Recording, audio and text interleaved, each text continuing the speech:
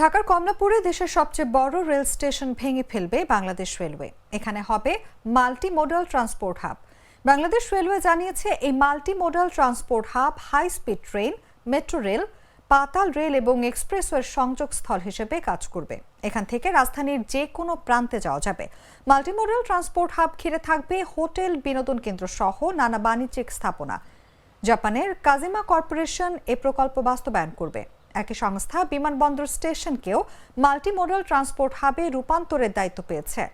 কমলাপুর স্টেশনের আন্ডারগ্রাউন্ডে ট্রেন থাকবে। এছাড়া বহুতল ভবনে নানান ধরনের সুযোগ সুবিধা থাকবে।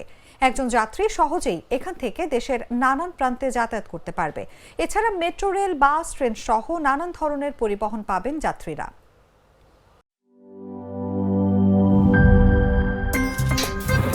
আমার একটা স্মার্ট সিদ্ধান্তে 25% গ্যাসের খরচ কমেছে। ভাবছেন কিভাবে?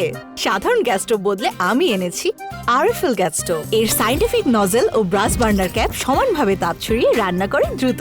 তাই গ্যাসও বাঁচায় 25%, টাকাও বাঁচে 25%। আরএফএল গ্যাস স্টোভ নিরাপদ ও গ্যাস সাশ্রয়ী।